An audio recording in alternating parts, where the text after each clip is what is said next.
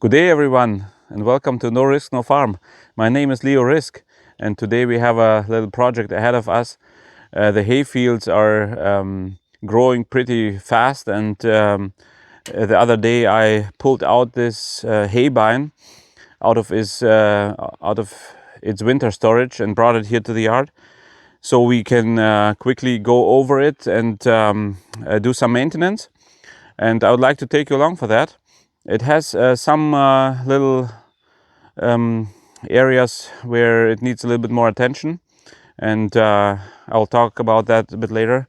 And yeah, let's dive into it.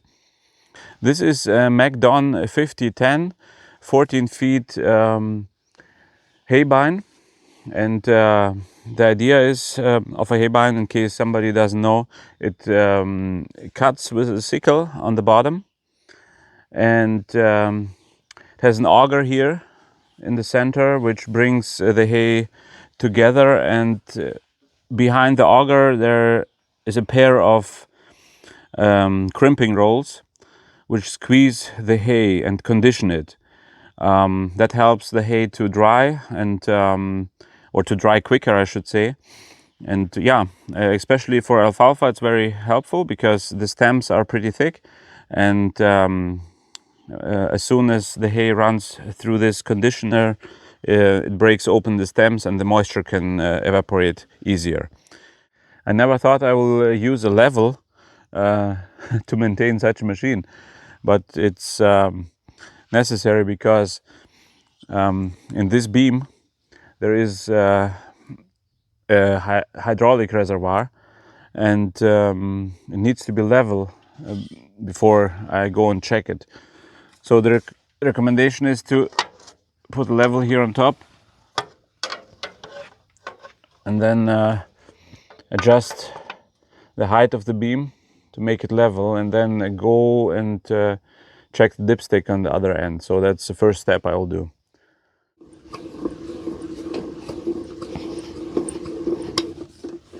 Might be enough already. Let's see. A little bit more.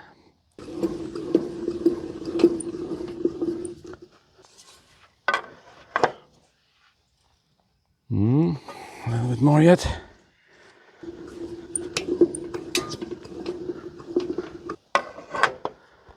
Yeah, that's good enough. So how this machine works is, for one, it's hooked up to the hydraulic system of the tractor. That is used for steering the haybine. It can run straight behind the tractor. It can also run on the left side or on the right side of the tractor. This unit has the beam mounted to the center that allows it to maneuver on both sides of the tractor. But the the cutting and the auger system and also the conditioner, they run through an own hydraulic system, which is basically installed in the machine. So here I can show you quickly. It has an own hydraulic pump that is connected to the PTO of the tractor. So these hoses, they are for steering and for lowering and lifting the head, but this pump creates pressure on the hydraulic system of the haybine itself for the cutting operation. So that's why it has two different circles, I would say. Okay, now I will go and check the level and yeah, maybe top it up a little bit if needed.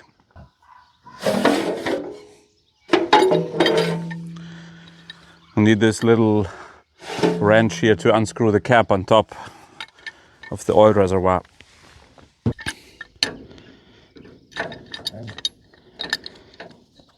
I'll see how tight it is. Oh, it's actually pretty loose. I tried it before with my hand, couldn't unscrew it. Woo!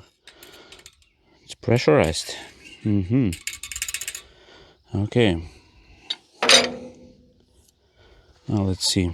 So we have a little gauge here, full, and add.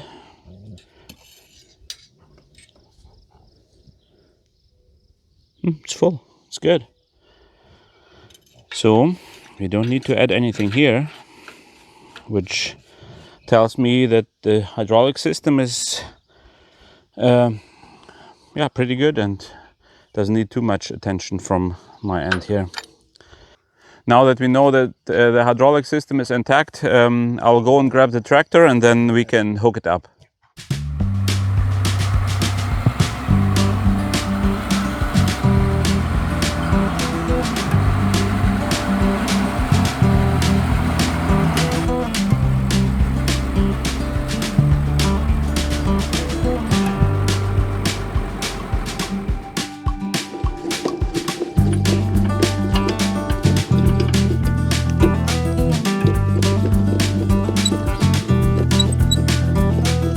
Nice.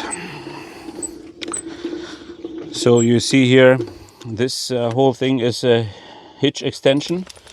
The tractor hitch goes till here, and this is an extension to give a little bit extra space to maneuver the haybine behind the tractor, so I can make the turns a bit tighter and don't have to worry about the beam touching the tire as much.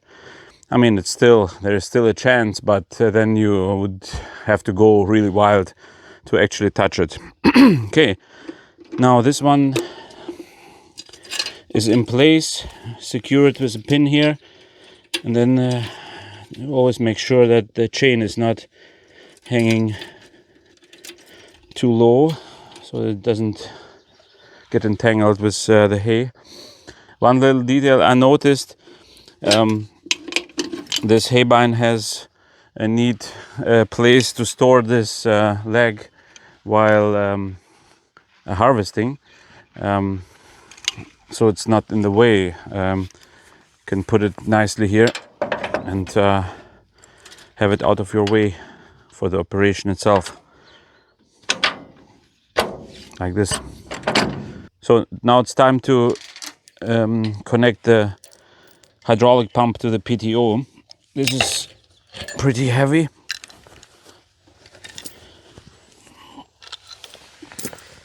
So it has two, I would call it legs. And they sit across the hitch, so that prevents the pump from turning around the PTO. And now I have to find a good spot to, there we go, to slide it over. And here we have the chain that holds everything in place securely. Just slide it through here and then make it nice and tight here. That should be good. So to keep everything nice and organized and not to mix anything up, I color coded here the connections of the tractor and of each hose. This is for the loader right now, which is connected right now, and now I will just disconnect it here and hook up the haybine. So we have color code green and white, so I'm looking for those lines. They're here. See, green and white. I used zip ties around the connectors here, and also the zip ties here on these levers. So that helps me with the hookup. It's pretty fast then.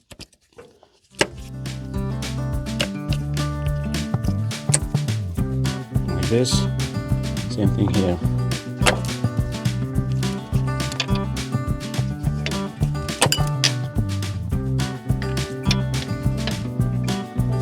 Blue and yellow.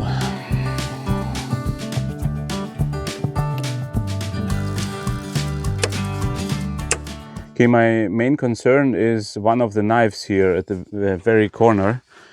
As you can see here, this knife broke off It's not the last knife, but the knife before. And the knife guard is also damaged. But the main thing is, you see this guard is sitting behind this sheet metal, which is, I think, not the right place to be for him. So I would like to see how it actually works. I forgot how it was at the end of the season last year. I mean, all these little screws are loose right now because this knife is was taken out.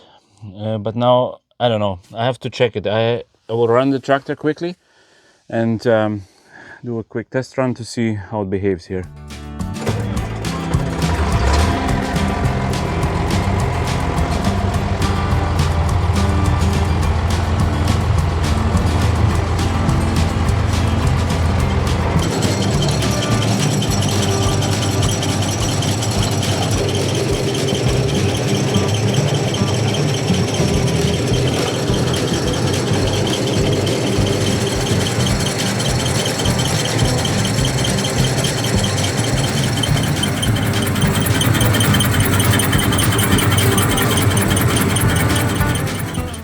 So the first test run showed me that I was a little bit wrong with my first assumption here.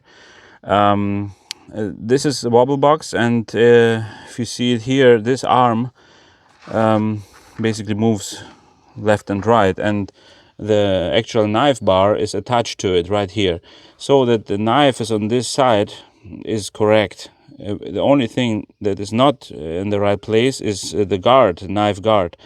I'm assuming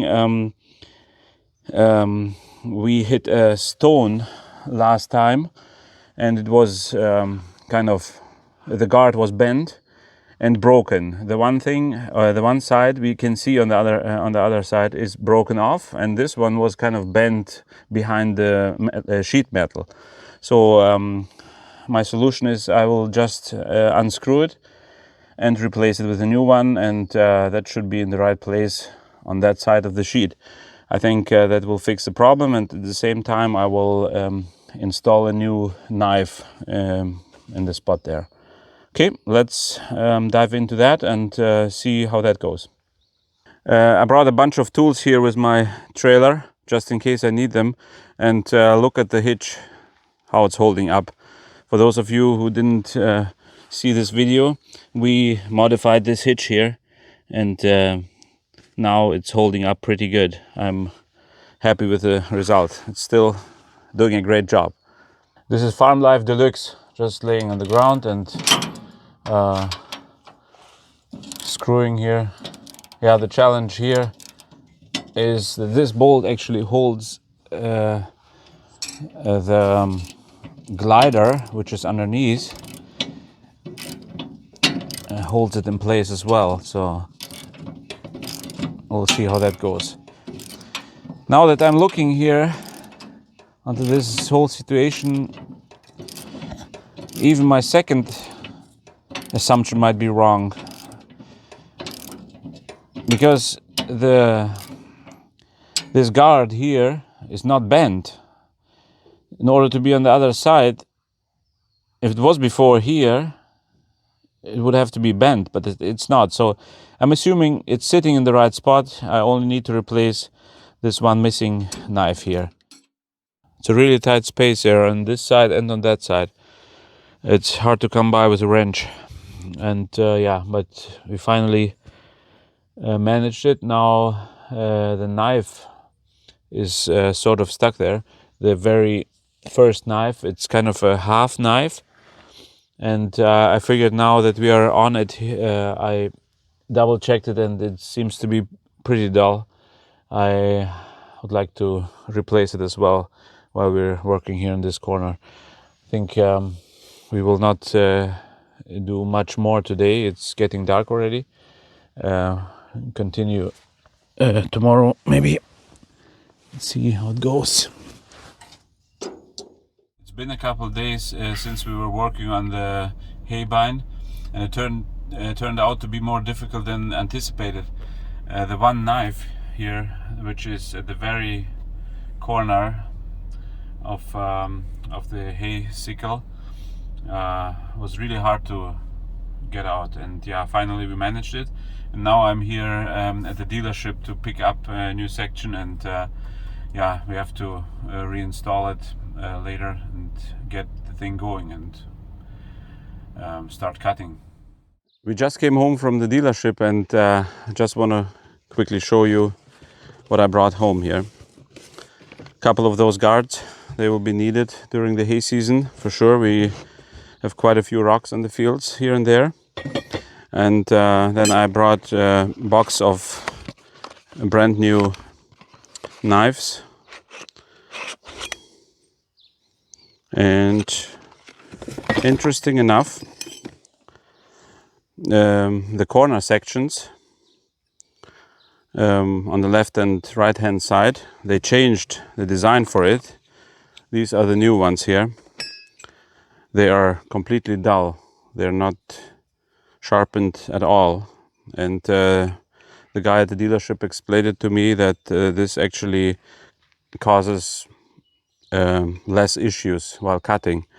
The newer models, they are not using those sharpened corner pieces at all. They have just these pieces installed. So I'll try it out, and yeah, we'll see how it goes. So let me give you a quick update on what we did so far. We connected the whole thing here by the wobble box. This is all put together already, and here the knives that were broken, we replaced those, the corner ones here. And yeah, the next step is to check all the guides. I see one of them needs replacement, or needs to be replaced here. That one is broken. These guides, they hold the sickle down, so, and make sure it's not coming up when we cut hay. And as soon as I replace those, I will install the guards again, and yeah, we're almost done with this step. Now the cutting bar is complete, and everything is in place, and yeah, I'm happy about it. The very critical corner here in the front is all nice and new, all new guards and stuff, so it's almost ready for the field. So the only step left is to grease the machine. It has about 3,568 grease nipples. No, I don't know how many, but a couple. So we will grease all those and then fire it up. This is one of the most critical spots that needs lots of attention. Every 25 hours at least, but also we have to make sure not to over grease, otherwise the sickle will be bent and have too much friction. So this is one of the critical points, and then we have some others that need 50 yeah, every 50 hours of greasing and stuff. Yeah, let's go quickly and start here. I'm using here the DeWalt greasing gun, and it's pretty handy. I like it. I used it a lot last year already, and it's such a help.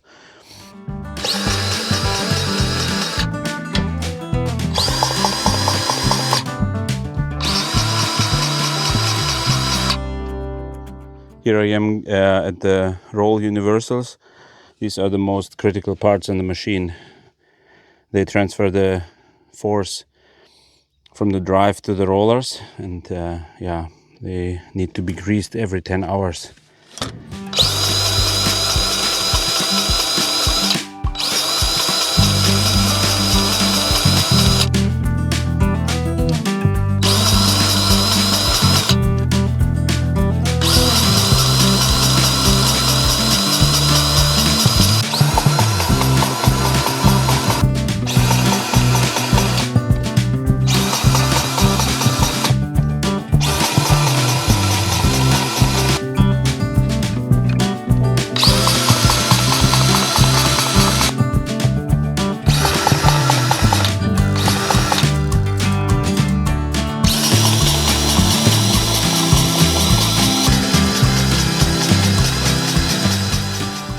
As always, by the last nipple, grease is empty.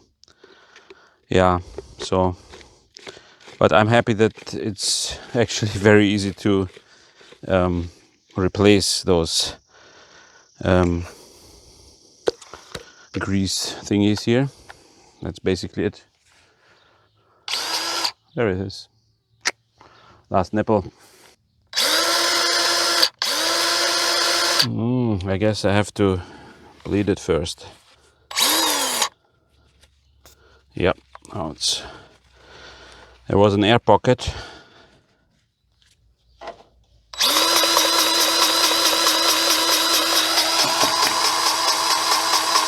All right.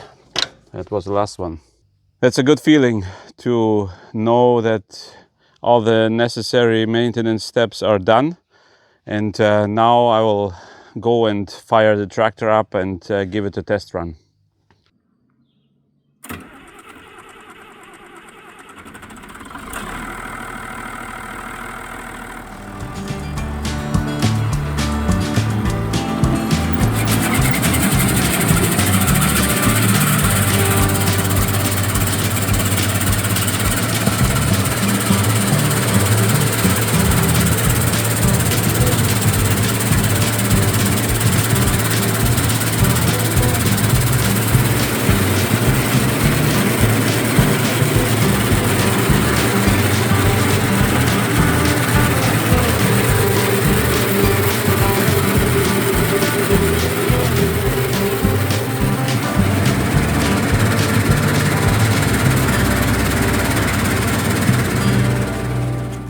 That was more challenging than I thought.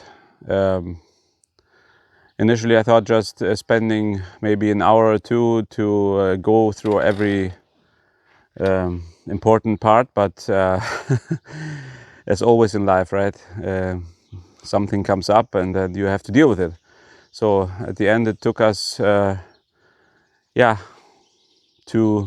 almost 2 evenings to get the machine up and running and ready for operation. Yeah, I'm excited actually to take it out and bring it onto the field and start cutting hay. I will show you that for sure, not in this video, in one of the next videos you will see that. And yeah, don't forget to like and subscribe if you like content like this, and if you would like to see us working here on the farm, improving the farm. I hope to see you next time, and God bless.